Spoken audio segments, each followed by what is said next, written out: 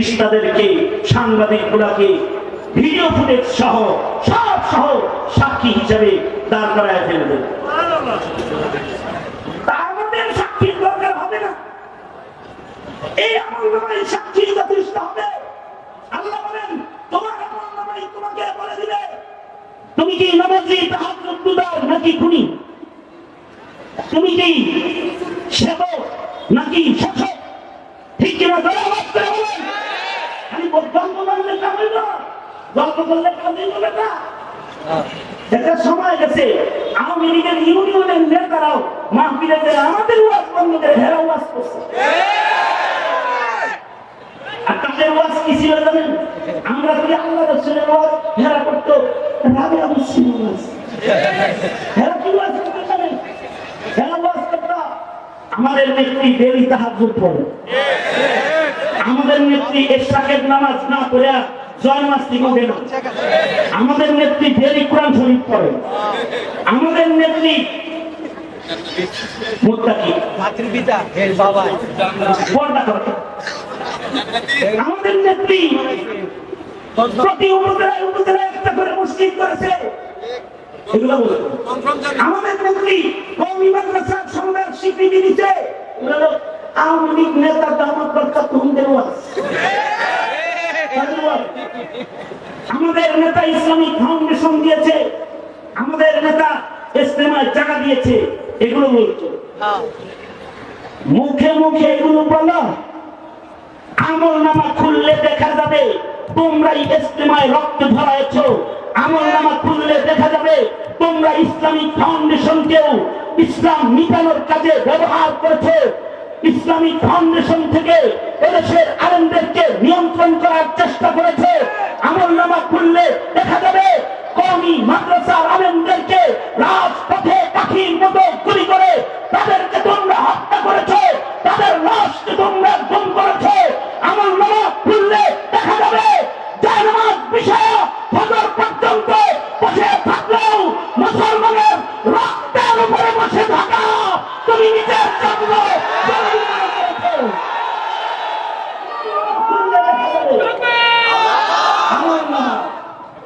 সেদিন আমলনামা খুইলে তুমি দেখতে থাকবে বুবু আর বলতে থাকবে মা লিহাযাল কিতাব লা ইউগাদিরু সাগীরাতান ওয়ালা কাবীরাতান ইল্লা আহসাহা।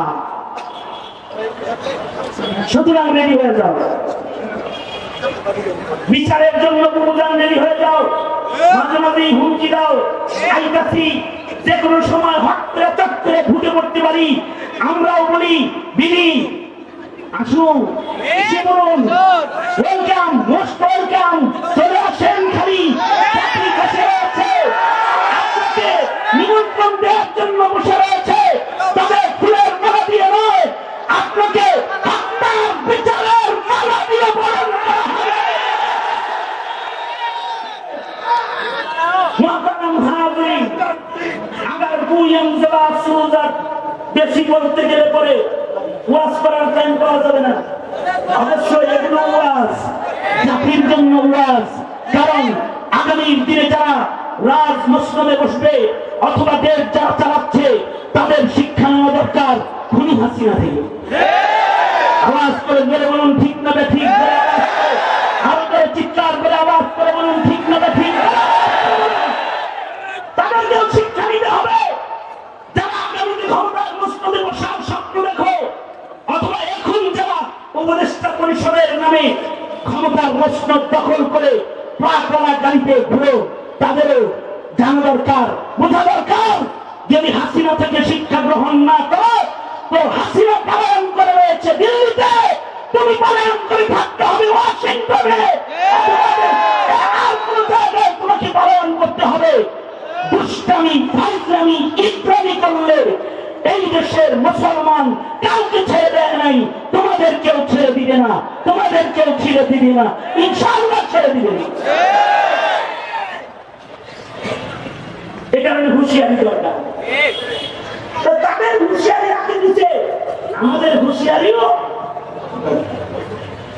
কারণ আমাদের সকলের প্রাণ মানে ফিরিস্তা বসা আছে, আল্লাহর নিয়োগ সাংবাদিক চোখে দেখি না, তাদের অনুভব করি না, কান্দে কান্দে বসা আছে। অদৃশ্যের একাদশ সৃষ্টির নাম আল্লাহ তাআলা তাদেরকে যাকে যে ডিউটি দিয়েছে সে ডিউটি আশ্চর্য মাখলুকরা করে। কখনো তারা আল্লাহ পাকের হুকুমের খেলাফ কিছু করে না। লা ইয়াসুনাল্লাহ, তারা কখনো আল্লাহ পাকের নাফরমানি করে না। মালায়েকারা সব সময় ইবাদত করে, এক সেকেন্ডের জন্য ইবাদত থেকে তারা গাফিল হয় না। তাদের সংখ্যা কত আল্লাহ তাআলা বানাইছেন। আল্লাহ রাসূল তাদের সংখ্যা বলতে গিয়ে বলেন, আসমানে একটা মসজিদ আছে, মসজিদের নাম বাইতুল মামুর। জমিনে মসজিদুল হারাম মানুষের কিবলা, বাইতুল মামুর ফেরেশতাদের কিবলা। মসজিদুল হারামে মানুষ ইবাদতের জন্য প্রবেশ করে, আর বাইতুল মামুরে ফেরেশতারা ইবাদতের জন্য প্রবেশ করে। অদৃশ্যের ওই মহা শক্তিশালী মুকাররম সৃষ্টি ফেরেশতা মসজিদ মামুরে ইবাদত করে। যারা একবার ইবাদত করার জন্য মসজিদে প্রবেশ করে, তাদের সংখ্যা আল্লাহ পাক এত বানাইছেন, যারা একবার বাইতুল মামুরে ঢুকে ইবাদত করে ফেলায়, ইসরাফিলের বাঁশি বাজার আগে এই দলটা দ্বিতীয়বার ঢোকার চান্স কোনোদিন আর পাবে না। আল্লাহু আকবার জোরে বলেন, আরো জোরে আওয়াজ করে বলেন আল্লাহু আকবার জোরে বলেন। সংখ্যা কি কম না বেশি? আরো জোরে বলেন, সংখ্যা কি কম না বেশি? ইতাআত তাদের কেমন? আল্লাহর রাসূল বলেন, মিরাজের রাতে দেখে এসেছি যাদেরকে আল্লাহ হাইয়াতে সালাতে যেভাবে রেখেছেন সেভাবে আছে, যাদেরকে সিজদায় রেখেছেন তারা সিজদায় আছে, যাদের রুকুতে রেখেছেন তারা রুকুতে আছে। কিয়ামত জলসায় যেভাবে আল্লাহর নির্দেশ পেয়েছে সেভাবে আছে। সৃষ্টির পর থেকে কেউ সিজদা দিয়েছে, কিয়ামতের পূর্বে তারা মাথা তুলবে না। সৃষ্টির পরে কেউ রুকু দিয়েছে, কিয়ামতের পূর্বে রুকু থেকে তারা মাথা তুলবে না। যাকে যেখানে দাঁড় করায় রেখেছে, কিয়ামত কখন দিতে হইব, কবে দিবে, কবে কিয়ামত হবে, এই জ্ঞান কোন নবীরও নাই, কোন ফেরেশতারও নাই। কাউকে আল্লাহ তাআলা এই ইলম দেন নাই। এই ইলম একমাত্র কার? উঙ্গুলি উঠায় বলেন একমাত্র কার? আস্তে বললে চলবে না, চিল্লায় আওয়াজ করে আল্লাহ পাকের ইলমের গুণগানকে চিৎকার করে বলুন কার? কিয়ামত কবে হবে এটা একমাত্র জানেন আল্লাহ তাআলা। খোদ ইসরাফিল যাকে বাঁশি বাজানোর জন্য বানানো হয়েছে সে নিজেও জানে না কবে বাঁশি বাজাইতে হবে, কিন্তু ফেরেশতারা এত আল্লাহ পাকের ইতাআতকারী মাখলুক যে তারা নিজের কাম বাদ দিয়া অন্যের কাম তারা করে না। অর্থাৎ আজরাইলের কাম ইসরাফিলে করে না, ইসরাফিলের কাম আজরাইলে করে না, জিবরাইলের কাম মিকাইল করে না, মিকাইলের কাম জিবরাইল করে না।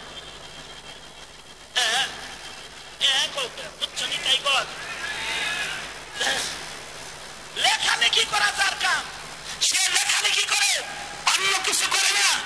কিন্তু আশ্চর্য বনি আদম মানুষ সারা জীবন ডাক্তারি পড়ছে, এখন ফতোয়া দেয়।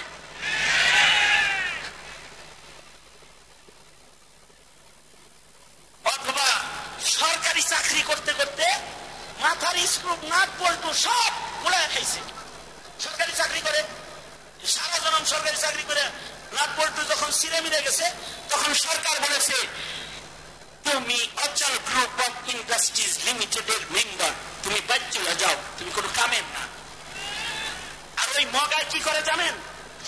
সারা জনম কৃষিগিরি কৃষিগিরি দুনিয়ার কাম করছে, এবার ঘরে এসে বাংলা বুখারি কিনে লইছে আর বাংলা মুসলিম শরীফ আর কিছু ফতোয়ার কিতাবে বাংলা যেগুলো হয়েছে এগুলো কিনে নিয়ে রিসার্চ করে, গবেষণা করে এখন আলেম হবে। কিছু শিখে আইয়াই মসজিদে ঢুকেই ইমামের কাম হে করা শুরু করে। কি ঠিক না? এই অতিরঞ্জিততা বনি আদমের ভেতরে আসে না নাই? চিল্লায় তোর আওয়াজ করে বলো আছে। ফতোয়া দিবে এদেশের আলেমরা কিল্লেকে ফতোয়া দিল, ইঞ্জিনিয়ার যে মানহানি মামলা করেছে, তুই কি আলেমের বিরুদ্ধে মামলা করার অধিকার রাখিস নাকি? তোর বিরুদ্ধে 1000 কোটি টাকার মানহানি মামলা করা উচিত। 500 কোটি টাকার মামলা করো, তোমার যে কাম তুমি সে কাম করো গিয়ে। আল্লাহ তারা একজনের কাম আর একজনের করা পছন্দ। জোরে আওয়াজ করে বলেন, আরো জোরে আওয়াজ করে বলেন। একজনের কাম আর একজন করতে গেলে ইবাদত হয় না মুসিবত হয়? জোরে আওয়াজ করে বলেন, ইবাদত হয় না মুসিবত হয়? মুসিবত হয়ে যায়। যেরকম জিনদেরকে যে কামে বানাইছে, জিন যদি সেটা না হয় আর একটা হয় তাহলে মুসিবত হয়। যেমন জিনদের অদৃশ্যে থাক আল্লাহ বানাইছে, আল্লাহ তাআলা তাদেরকে বলেছে সাবধান, যেন তেন সুরত তোরা ধরিস না। কিন্তু জিন হইয়া অদৃশ্যে না থেকে যদি সাপের সুরত ধরে তাহলে তো পিটনি খাইব। জোরে আওয়াজ করে বলেন ঠিক না ভাই? ঠিক জোরে বলেন। আমাদের নবী জিনদেরও নবী। অদৃশ্যের আর একটা আশ্চর্য সৃষ্টি হলো জিন, যাদের দেখা যায় না। ওরা ওয়াজ শুনতেছে, জিনেরাও কিন্তু ওয়াজ শুনতেছে, কিন্তু ওদের দেখা যায় না, ওদের অনুভব করা যায় না। তবে আল্লাহ ওদেরকে ক্ষমতা দান করেছে। এটা শাক্কালু বিআশকালিন মুখতালিফাতিন, ইচ্ছা করলে তারা আকৃতি ধইরা আমাদের সামনে আসতে পারে। যদি তারা মানব আকৃতিতে আসে, যেমন সাহাবী জিনেরা নবীর সামনে এসে কালেমা পড়ে মুসলমান হয়েছে। নবীজি মক্কাতুল মুকাররমাতে ফজরের নামাজে কোরআন পড়তেছেন, এই পথ দিয়ে কিছু নেককার জিন যায় যারা তাওরাত মানে, জবুর মানে, ইনজিল মানে। এরা আল্লাহর রাসূলের কোরআন তেলাওয়াত মক্কায় শুনে ফেলেছে। মানুষের আকৃতিতে আয়া কয় আল্লাহর নবী আমরা মানুষ না, আমরা জিন। এই দিক দিয়ে আমরা যাইতেছিলাম, আমরা কোরআন শুনেছি, আমরা মুসলমান হতে চাই, আমাদের মুসলমান বানায়া দেন। আল্লাহর রাসূল বলে মুসলমান হইলে তাবলীগ করা লাগবে। কি করা লাগবে? হ্যাঁ, কি করা লাগবে? জোরে বলেন। কারণ কুনতুম খায়রা উম্মাতিন উখরিজাত লিন-নাস তা'মুরুনা বিল মা'রুফি ওয়া তানহাউনা আনিল মুনকার। যদি আমার উম্মত হও তাহলে আওয়ামী লীগ করবা না তাবলীগ করবা? আওয়ামী লীগ তাবলীগ করবা? তাবলীগ এই জিনেরা তাবলীগ করবি নি? জি আল্লাহর নবী তাবলীগ করব। তাহলে নে কোরআন লয়ে যা, তাবলীগ শুরু করে দি। এই জিনগুলা নিজের রাজ্যে যে অন্যান্য জিনকে বলে ইন্না সামি'না কুরআনান আজাবা। এই জিনেরা তাওরাত মানা যাইব না, ইনজিল মানা যাইব না। আশ্চর্য, কোরআন আমরা শুনেছি, সে কোরআন আমরা নিয়ে এসেছি। তোমরা যদি আল্লাহর জান্নাতে যেতে চাও তাহলে তোমরা কোরআন মানা শুরু করে দাও। আল্লাহ তাআলা তাদের কোরআন মানা, কোরআন শোনা, কোরআনের তাবলীগ করাকে পছন্দ করে কোরআনে কারীমের মধ্যে আল্লাহ তাআলা 114 সূরার ভিতরে একটি সূরা জিনদের নামে সূরা জিনও আল্লাহ তাআলা কোরআনে দান করলেন। ওদের তাবলীগের গুণগান আল্লাহ তাআলা দুনিয়ার মানুষদেরকে জানাইবার জন্য সূরা জিনে আয়াত হিসেবে আল্লাহ তাআলা দান করলেন। জোরে আওয়াজ করে বলেন আল্লাহু আকবার। জিনেরাও কালেমা পড়া মুসলমান হয়ে গেল। এবার আল্লাহর রাসূল বলে এই জিন তোরা তো দৃশ্যে কিন্তু আসিস না। আবার নবীজি নিজের উম্মতরে বলে ওদের যেহেতু নফস আল্লাহ দান করেছে, ফেরেশতার নফস নাই, মানুষ এবং জিনের নফস আছে, ফালহামাহা ফুজুরাহা ওয়া তাকওয়াহা। আছে, ওরা ভিন্ন আকৃতি দুষ্টামি কইরাও খেলনার কারণেও ধরতে পারে। সুতরাং যদি ওরা ভিন্ন আকৃতি ধরে, আমার উম্মতেরা তোরা ওদের উপরে জুলুম করিস না, কারণ জিনেরাও আমার উম্মত। আমার উম্মতেরা তোরা হাড্ডি দিয়ে ইস্তেনজা করিস না, আমার জিন উম্মত যারা তারা হাড্ডি থেকে রিজিক খায়। আল্লাহু আকবার, জোরে করে বলেন। নবী বললেন হাড্ডি দিয়ে তোরা ইস্তেনজা করবি না, কারণ এর থেকে আমার জিন উম্মতেরা জিন্নাতরা রিজিক খায়। তোরা ঘরের ভেতরে সাপ দেখলে বাড়ি দিয়া মারিস না, কারণ ঘরের ভেতরে সাপ কখনো কখনো জিনেরাও দুষ্টামি করে ভয় দেখার জন্য সাপের আকৃতি ধরে একটু খেলা করে। সাহাবী বলে নবীজি ঘরে যদি সাপ দেখি তো কি করবো? আল্লাহর রাসূল বললেন ঘরে সাপ দেখলে বলবি তুই কি সাপ না দি। এ কারণে সাহাবী বলে আমি ঘরে সাপ দেখলে আমি আগে এলান করি, তুই জিন্না সাপ, যদি জিনার জায়গা আর সাপ তাহলে ভালো করে আগায় আয়, ধারায় থাক, দিমু বাড়ি করে। সাহাবী বলে যদি 3 বার এলান করার পরেও না সরে তখন আমি মারি, কারণ মুসলমান অদৃশ্যের জিনের উপরেও জুলুম করা যাবে না, নবী মানা করেছে। জিনকে অদৃশ্যে চলতে কইছে, এটা সাপ হইলে যেমন মুসিবত, মুসলমান যারা তাদের নবীর মতন চলতে কইছে, এটা নাস্তিকের মতন সাপ হইলে মুসিবত। কি কথা গান ঠিক না বে ঠিক? যারা আওয়াজ করে এটারে 3 বার ডাক দিয়ে বলা যায় আই নাস্তিক না মুসলমান, আই নাস্তিক না মুসলমান। ও যদি কয় আমি মুসলমান তাহলে ও বাঁচার অধিকার রাখে, আর যদি নড়াচড়া না দেয় তাহলে বোঝা লাগবো এটা আগে মুসলমানের ঘরে জন্মে মুসলিম ছিল, কিন্তু এখন সাপ হয়ে গেছে, এটারে ফাঁসি দিয়ে দাও। এ কারণে আমাদের স্লোগান ফাঁসি ফাঁসি ফাঁসি চাই, নাস্তিক মোর্তাদের ফাঁসি চাই। ঠিক না বে ঠিক? যারা আওয়াজ করে বলেন ঠিক না বে ঠিক? কারণ মুকাল্লাফ শরীয়ত তাদেরকে দান করা হয়েছে, শরীয়তের মুকাল্লাফ। শরীয়ত যদি না মানে তাইলে সে দোজখের ইন্ধন হওয়ার উপযুক্ত হয়ে গেছে। আর যদি শরীয়ত মেনে ইবাদত করে জিন, তাইলে ওমা খালাকতুল জিন ওয়াল ইনস ইল্লা লিয়াবুদুন। ইবাদত করলে জান্নাতি, ইবাদত না করলে আজাজিলের দল। শাহ ওলিউল্লাহ মুহাদ্দিসে দেহলভী রাহমাতুল্লাহ আলাইহির ঘরে একবার এক জিন সাপের আকৃতি ধইরা আয়া হাজির হয়ে গেছে। মুহাদ্দিসে দেহলভী নামাজ পড়তেছিলেন, নামাজরত এটারে জিজ্ঞানের আর কোন লাইন আছে? তুই সাপ না জিন? নামাজে আছে, যদি সবল মারে লাঠি দিয়ে দিচ্ছেন মাথায় এক বাড়িতে সাপ মরে গেছে। কিন্তু এটা ছিল জিন, সাপ তো মরে নাই, জিন মরে গেছে। 2 জন পুলিশ জিন এসে মুহাদ্দিসে দেহলভীকে গ্রেফতার করে জিনদের রাজ্যে লয়ে গেছে। রাজ্যে নিয়ে বলে তুমিও মুসলমান, আমি বিচারপতি, আমিও মুসলমান। তোমার নবী মুহাম্মদুর রাসূলুল্লাহ, আমার নবী মুহাম্মদুর রাসূলুল্লাহ। তোমার রব আল্লাহ, আমার রব এক আল্লাহ। তোমার কিতাব কোরআন, আমার কিতাব কোরআন। যার জানাজা হইতেছে জানো, এটারে মারছো তুমি। একটা আমাদের জিন মুমিন ভাই, আমি সাপ মারছি, না তুমি জিন মারছ, না আমি সাপ মারছি, না তুমি জিন মারছ। তাই নাকি? এই চিন্তা হলো এই যে বাদশাহ লাঠি হাতে দাঁড়ায় রয়েছে, এই বাদশার ছেলে তোমার কাছে তার সন্তানদেরকে হাদিস পড়ার জন্য বাদশাহ পাঠায়, আর তোমার ঘরে যে একটু দুষ্টামি করছে বাড়ি দিয়ে মারা লাগছে। মিয়া